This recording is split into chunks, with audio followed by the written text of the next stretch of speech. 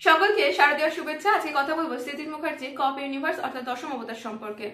দশম অবতার mythological thriller movie এবং এর কনসেপ্ট দুটি মুভির সাথে মিলে যায়।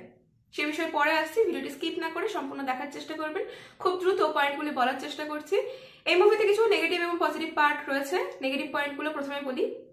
ফার্স্ট অফ অল, এই মুভির শুরু থেকে কিছু সিন স্লো মোশনে দেখানো হয়েছে, যেখানে নিখুঁতভাবে দেখাতে গিয়ে 30 সেকেন্ড ধরে প্রায় প্রত্যেকটা সিন দেখানো হয়েছে, যাতে গতিময়তা হারিয়ে গেছে এবং লাস্ট 15 মিনিটে প্রচন্ড বোর ফিল হতে পারে বা কিছু কিছু জায়গাতে সংলাপ কিংবা সিন অনুযায়ী মনে হবে স্কিপ করতে পারলে খুব ভালো হতো। দ্বিতীয়ত, সিরিয়াল কিলার হিসেবে মার্ডারারকে শুরুতেই রিভিল করে দেওয়া হয়েছে যে ক্যারেক্টারটি কে প্লে করছে বা কে মার্ডারার হতে পারে। এই জায়গাটাতে একটু যদি সাসপেন্স বজায় রাখা হতো কিংবা তার ক্যারেক্টারটির বিভিন্ন ছদ্মবেশ নিয়ে যদি কাজ করা হতো, যেটি রয়েছে অলরেডি, সেটা শুরু থেকে বজায় রাখলে বোধহয় বেটার হতো, কিংবা তার রিয়েল লাইফটাকে একই সাথে প্যারালালি দেখালে অডিয়েন্সদের মধ্যে আরো সাসপেন্স ক্রিয়েট করা যেত, যেটা থ্রিলার মুভি হিসেবে ক্রিয়েট করাটা ভীষণ দরকার।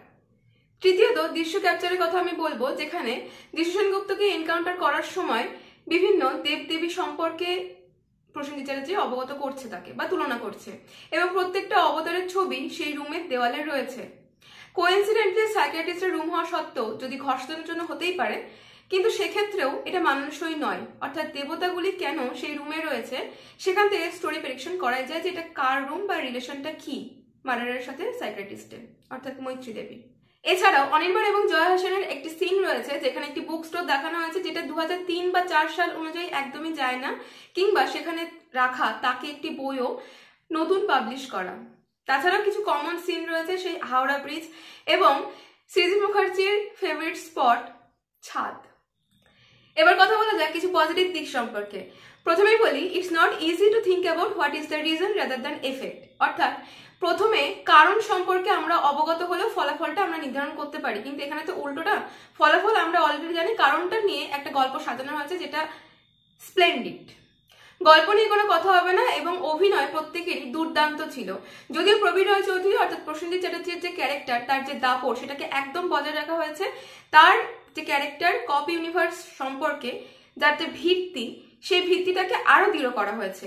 এবং অনির্বাণ কিংবা জয়া হাসান কিংবা যিশু সেনগুপ্তকে একই সাথে তিনটে ক্যারেক্টারকে প্রধান চরিত্র হিসেবে দেখানো হয়েছে এবং সমান প্রাধান্য দেওয়া হয়েছে। এবার বলবো সংলাপ সম্পর্কে। সংলাপে কোনো ত্রুটি নেই, প্রত্যেকটা সংলাপ খুব সুন্দরভাবে লেখা হয়েছে এবং সংলাপের প্রচন্ড রসিকতা রয়েছে।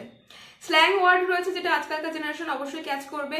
এবং আরেকটা জিনিস লক্ষ্য করবেন যে একটা সিন যেখানে শেষ হচ্ছে, অর্থাৎ একটা সংলাপ বা প্রশ্ন যেখানে শেষ হচ্ছে একটা ক্যারেক্টারের, পরের সিনটা শিফট করলেও মনে হচ্ছে তারই উত্তর দিচ্ছে। মুভিতে বেশ কিছু গান রয়েছে, যেমন রূপম ইসলাম কিংবা অনুপম রয়কে আবার যেন পুরোনো রিদমে ব্যাক করতে দেখা গেছে। এবং ব্যাকগ্রাউন্ড মিউজিক যিশু সেনগুপ্তের ক্যারেক্টারের সাথে বিভিন্ন জায়গায় সাসপেন্স ক্রিয়েট করেছে। আর প্রত্যেকটা গানই প্রচন্ড মিনিংফুল, প্রত্যেকটা সিচুয়েশনের সাথে খুবই খাপ খাইয়ে গেছে। পার্টিকুলার কিছু সিন আমার প্রচন্ড ভালো লেগেছে, তার কয়েকটা আমি এখানে উল্লেখ করবো। পুরো মুভি জুড়ে এমন অনেক সিন রয়েছে। প্রথমত বলি, মৈত্রী যখন পুলিশের কাছে গেছে তখন তার যে ইন্টারোগেশন হচ্ছে, সেই ইন্টারোগেশনটা নেওয়া হচ্ছে তার ব্যাকে ক্যামেরাটা সেট করে, অর্থাৎ তার ব্যাকের থেকে তাকে মাঝখানে রেখে দুই পাশে অনির্বাণ ভট্টাচার্য এবং প্রসেনজিৎ সেনগুপ্তকে রেখে শটটা নেওয়া হচ্ছে। অপূর্ব লেগেছে এক কথা। এবং একই শট রয়েছে একটি গানের মধ্যে, যেখানে অনির্বাণ আর জয়া হাসান রয়েছে, মাঝখানে পোয়েটিক লেখা রয়েছে, অর্থাৎ কবিতা কিন্তু বাংলা সাহিত্য এই মুভির মধ্যে কিন্তু রয়েছে। তারপর মার্ডারের খোঁজ পাওয়ার পর যখন তারা বাড়িতেও প্রবেশ করছে, সেই জায়গাটায় পায়রা উড়ে যাচ্ছে অন্য একটা বাড়ির থেকে।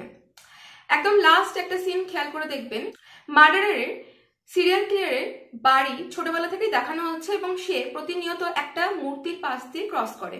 সেই মূর্তিটা কখনো রিভিল করা হয়নি, একদম শেষ পর্যায়ে গিয়ে সেটা রিভিল করা হয়েছে, যেটি শিবের মূর্তি। অর্থাৎ বিষ্ণু এবং শিবের মতানুসারে তারা এক এবং অভিন্ন, এটা কোথাও কোথাও উল্লেখ আছে, আপনারা জানেন। এই সিনটা আমার বেশ ভালো লেগেছে। আরেকটা জিনিস সেটা হলো যে এই যে অবতার সম্পর্কে আমরা শুরু থেকে জেনে আসছি, এই অবতারের মৎস্য এবং শেষ পর্যায়ে গিয়ে কল্কি দুটি একসাথে দেখা, যখন সিরিয়াল কিলার ক্যারেক্টারটি মারা গেল, ঠিক সেই সময় অ্যাকুয়ারিয়ামে মাছ এবং রক্ত একই সাথে দেখানো হলো। অবশেষে বলি, শুরুতে আমি বলেছিলাম কনসেপ্টের কথা, যেটা 1995-এর 7 মুভির সাথে মিলে যায় কিংবা অসুর মুভির প্লটের সাথেও মিলে যায়।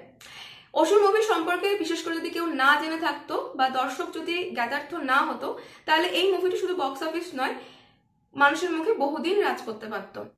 দশমবতার মুভির মধ্যে শুধুমাত্র আমার একটা জিনিস প্রচন্ড খারাপ লেগেছে বা প্রচন্ড হতাশ হয়েছি বলতে পারেন, সেটা হলো যে মৈত্রী অর্থাৎ জয়া হাসানের ক্যারেক্টারটার মারা যাওয়াটা বা সমাপ্তিটা, যেটা একদমই আশানুরূপ ছিল না। এডিট প্রচন্ড বাজে এবং দেখে মনে হবে যে আমি কোনো হিন্দি সিরিয়ালের অবাস্তব কোনো অবৈজ্ঞানিক কোনো দৃশ্য দেখছি। আই মাস্ট সে, যেটা খুব হাস্যকর ছিল। ভিডিওটি ভালো লেগে থাকলে অবশ্যই লাইক কমেন্ট বন্ধুদের সাথে শেয়ার করতে ভুলবেন না। চ্যানেলে নতুন হয়ে থাকলে সাবস্ক্রাইব করে রাখবেন। দেখা হচ্ছে পরের ভিডিওতে। অসংখ্য ধন্যবাদ।